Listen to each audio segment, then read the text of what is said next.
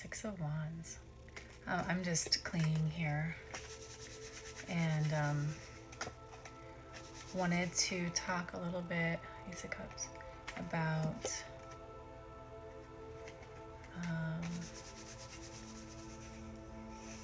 the rise of the feminine energy. Now, I wanted to. Now, she hasn't barked for the last 15 minutes. Oh, she barks.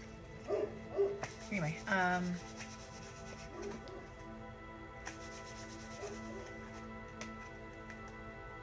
the rise of feminine, and it's not male or female. It's, we all have that, and let me explain why I believe that. Imagine a really nurturing husband.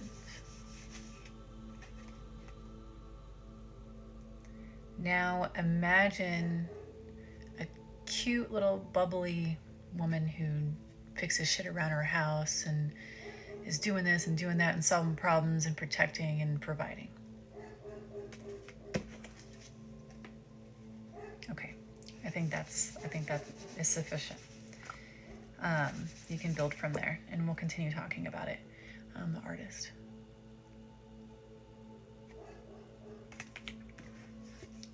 So when I say Ace of Pentacles, when I say the rise of the divine feminine,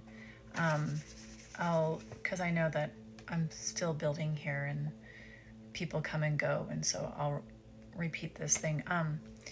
In July of 2022, I was standing in the kitchen of a friend's house in Arizona, in Tucson, Arizona, and Wheel of Fortune. And I had this vision coming out of isolation, solitude. I had this vision of the divine feminine rising. And when I say divine, I mean like, I don't even think I said divine, as a matter of fact.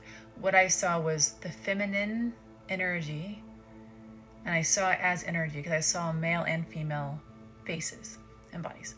So it was the feminine energy rising and the masculine energy feeling very threatened, and this need to stifle that.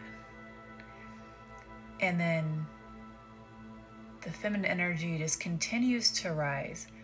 And it does this, but here's the kicker.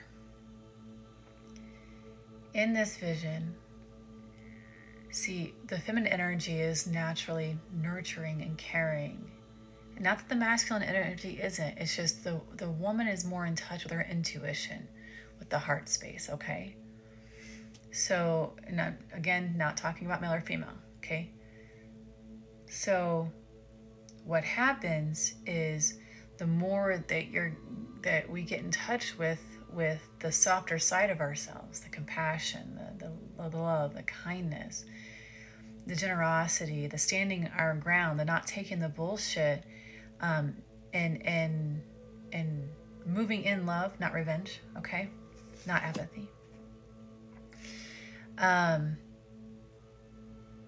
There's like, you picture like a grandma or an aunt that just, you knew she was kind and she would do anything for you, but she would not take your bullshit. She would hold you accountable. So like, that's how I saw it, is this, there's a moment of like, grrr. But fairly quickly, it's like this vacillating, gyrating vibration that tends to love on the masculine energy and speak to the heart of the masculine energy and build up the positive qualities of said energy, male or female, okay? And it does this, but it doesn't quite. It's a balance, working in unison. That's the vision I saw, okay? The rise of the feminine.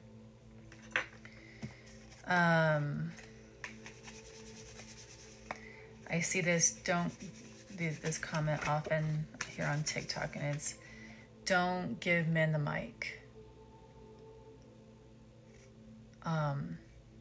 And I think how I take that is, don't give the imbalanced energies the mic. That's enough. We've had enough of that. Years and years and years and years and years and years and years. And I think it's time that we do something different. Let's try love.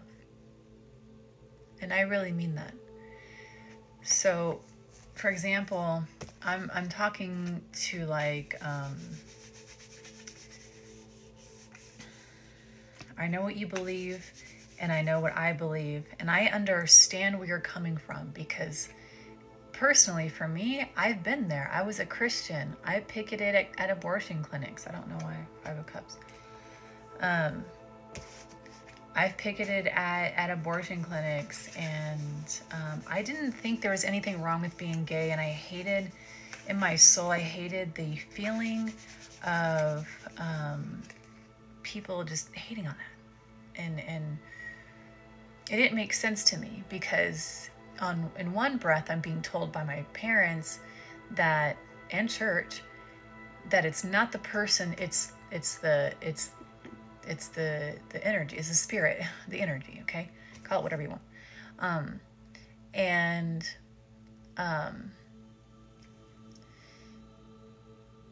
But in the another breath, it's they're hating on the person. Okay? And it caused a lot of heartache.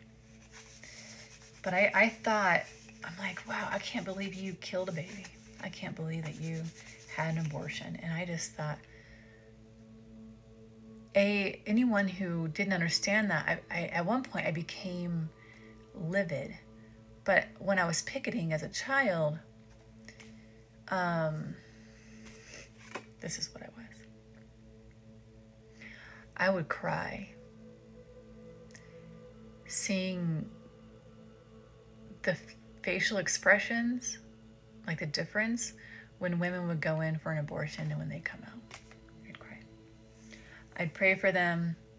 I'd feel it. Man, I would feel their pain, but I wouldn't understand, because you can't understand exactly unless you've done it, unless you've been there. You've had that choice and you made it. It takes a lot of strength to keep going, to live with that. And it was mainly moms taking their children, their young daughters, and I would write them poems, and I'd talk to them, and I'd sing to them under my breath. And I would, on the way out, I remember just like staring at their car or at the ground near their car, and just be like, I love you, it's gonna be okay.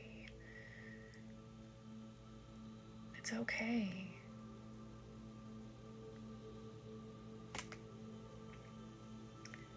Hold on. This fell on the ground when I was cleaning Queen of Pentacles. But that turned into like this seething, not hate, it was, yeah, it felt like hate. It felt like hate. But that's not what I intended. It felt that way, and I ended up just stopping altogether.